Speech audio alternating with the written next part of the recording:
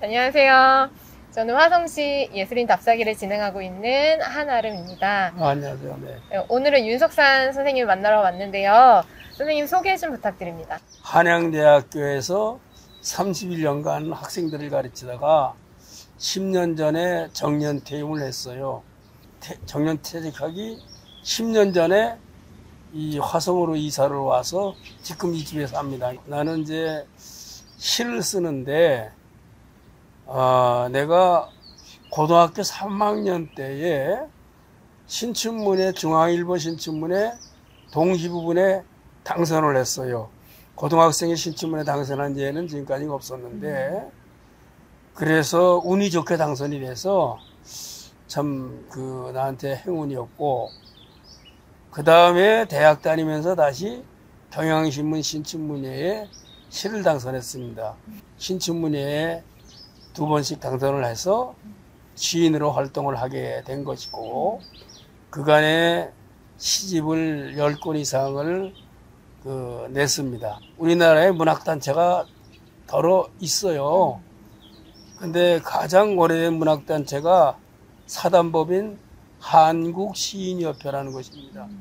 1957년이니까 이제 전쟁 끝난 지 얼마 안 된 때죠.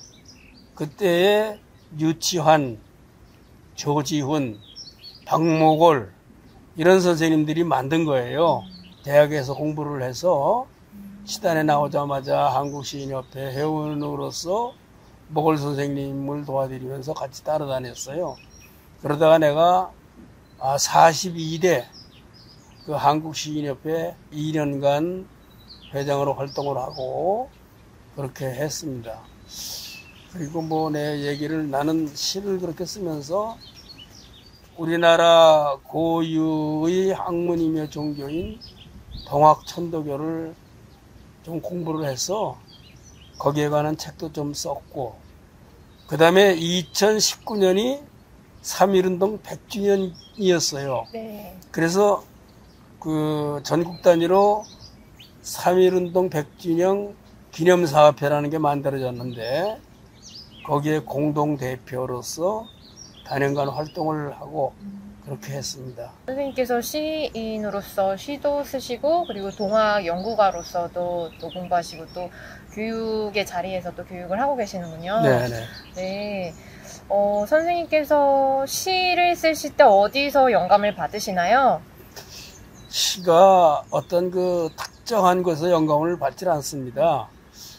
영감이라는 건 말 그대로 내가 생각하지 않은 순간에 나한테 오는 거예요. 그때그때 메모를 해놓고 그것을 어떤 조용한 시간에 앉아서 그걸 바탕으로 이제 시를 쓰는데, 시를 쓰는 그 작업이라는 것을 쓴다고 표현하지만 결국 시라는 예술작품을 만드는 작업이에요. 아직 시가 안 된 것도 있어요.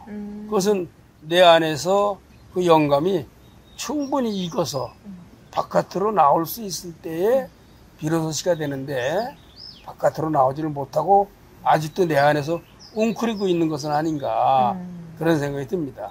선생님께서 쓰시는 시들의 주제는 보통 어떤 것들을 다루세요? 나는 시가 젊을 때하고 지금하고 조금 다른데, 젊을 때는 조금 어렵고 어떤 표현력에 집중하는 시를 썼어요. 근데 이제 나이가 50대 이렇게 지나가면서 삶의 문제를 보다 집착하고 천착해서 내 시에다가 삶의 문제를 어떻게 담느냐 하는 것이 내 시 쓰기에 가장 중요한 관건입니다. 남들이 다 한 얘기 해놔봐야 아무 소용없죠. 내가 그 사물에 대해서, 이 삶에 대해서 나름대로 터득한 것을 언어로서 표현해서 시라는 작품을 만들어내죠. 어떤 인간 삶의 확장을 가리키는 네. 어떤 상징적인 표현들을 시로 그렇죠. 쓰실 것 같다는 생각이 좀 들었어요. 네. 선생님께서 생각하시는 좋은 시란 무엇일까요? 좋은 거는 언어 예술이 돼야 된다. 언어 예술로서의 어떤 확보를 해야 된다.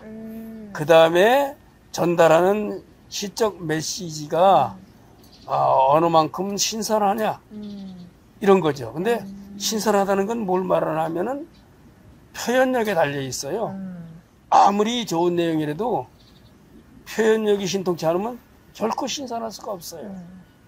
그러니까 표현력이라는 건 예술가의 가장 중요한 생명 같은 겁니다.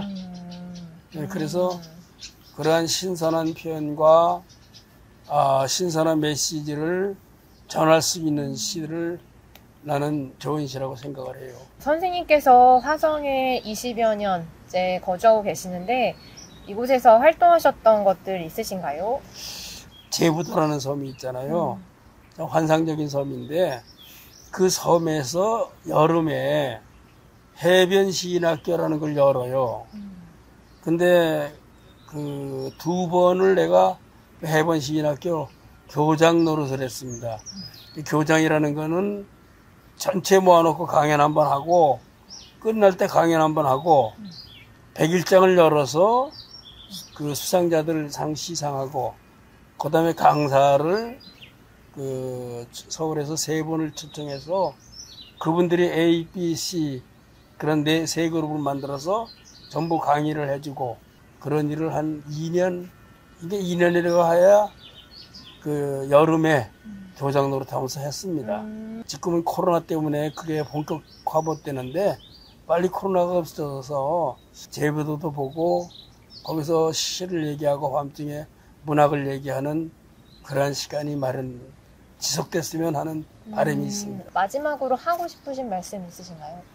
내가 몇 해 전에 저기 이 공룡 화석지가 있는 우음도라는 곳에 그 우음도를 전반으로 한 무슨 그 세미나가 있었어요. 나는 우음도의 그 전체하고 당집에 초점을 맞추어서 기저 강연을 해줬어요. 그리고 나는 참 그 우음도가 화성에는 보배라고 생각을 해요. 생태, 환경, 생명 이런 것이 살아있는 그런 그 풀밭 같은 것들 아주 드넓어요. 공룡 화석이라는 어떤 유적도 어떤 그 유산도 살리고 당집이라는 문화유산도 살려서 그것을 정말 잘 살리면은 그 지역이 세계적인 지역이 난 된다고 생각해요.